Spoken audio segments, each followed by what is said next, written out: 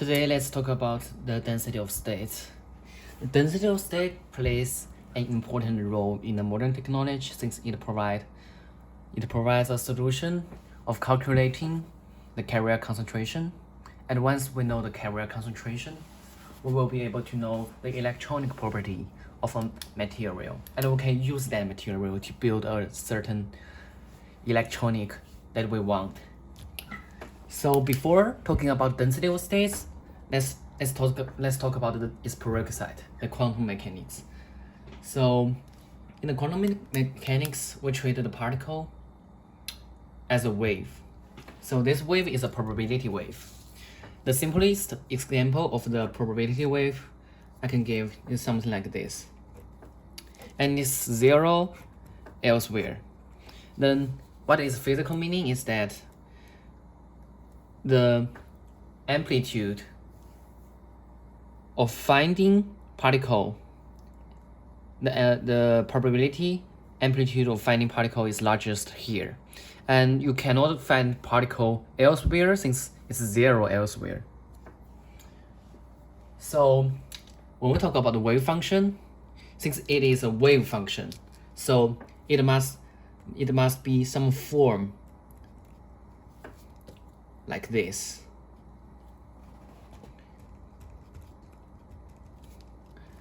Since all the wave can be written as this form, and according to the experiment in the 19th century, we'll have two equations. Energy is related to the angular frequency, and momentum is related to the wave number k.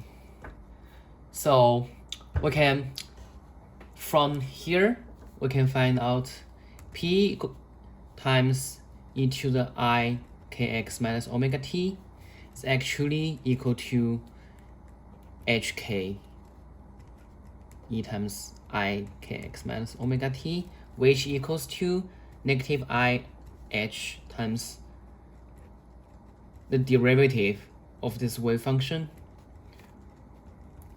So what do I get is that we can expressing the kinetic energy from classical mechanics p squared over 2m times this wave function, we call it phi, or call it psi, equals to negative h squared over 2m d squared over dx squared phi. And we can get our 1D Schrodinger equation according to the conservation of energy. E times the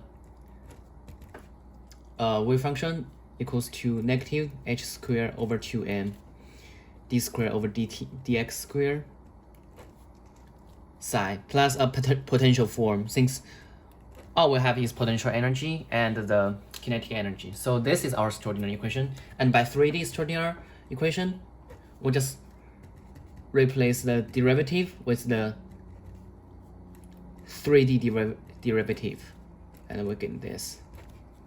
This is our time-independent Schrodinger's equation. Is important. And from this Schrodinger equation, we can calculate the density of state. So in a semiconductor, it forms a lattice. The atoms forms a lattice, and it's periodic. So every atom should have the same wave function and the same boundary condition. And in the semiconductors, the free electron is free, so there is no such a potential form. So we get E phi equal to h squared over 2m. We get this in the lattice, and by defining k squared equal to 2me over h bar squared, we get our solution of the wave function in the lattice form something like this form, since by solving this differential equation, and by using the separation of every variable and defining k squared equal to 2me over h bar squared, then we can get a wave function like this form. So now it's time to apply the boundary condition. So the boundary condition for this case is periodic. So what we have is phi x, y, z at this length L is L is L. At each length, since it's periodic, so it should look like the same. So we get a periodic boundary condition. Okay, something like this. Due to this periodic property, then what our k can be is k can only be 0 and plus or minus 2 pi over L plus or minus 4 pi over L etc. So we get this form of solution by assuming that the potential is 0, no potential term, and it's periodic.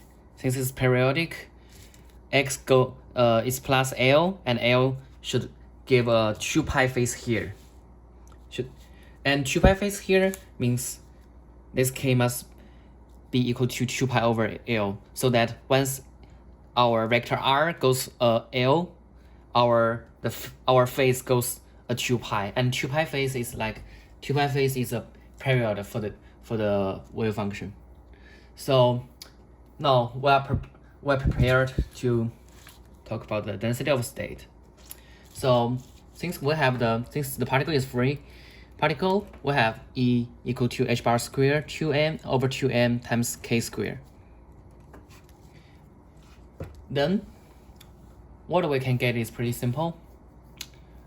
Imagine for this k square, given a certain energy and our k square is given, then the magnitude of in the k space should form a sphere like this, and the magnitude of this is k magnitude. It's fixed since the energy is fixed. Then we can calculate how many orbits do we have in this sphere.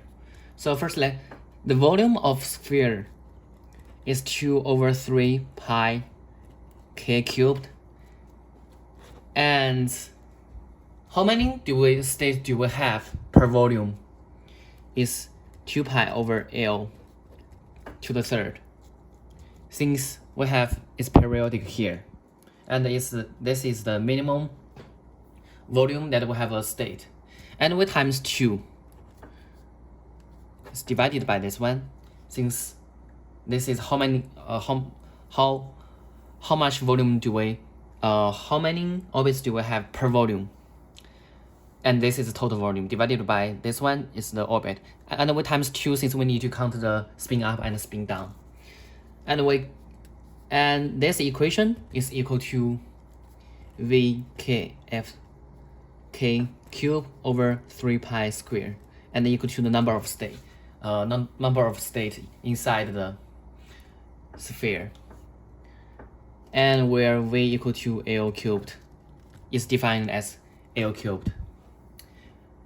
And then we can express this one by the energy, since we are expressing this one as k square, and the k square can be expressed by the energy.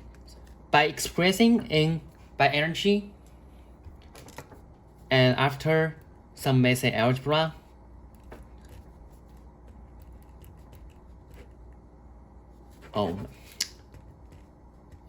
we get n equals to V over 3 pi square times 2me over h bar square. We get this form by using 2 and 3.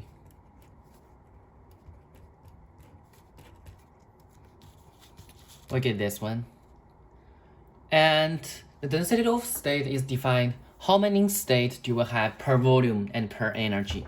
So what all we need to do is take the derivative of the number of state to the energy and to the volume. And what we get is,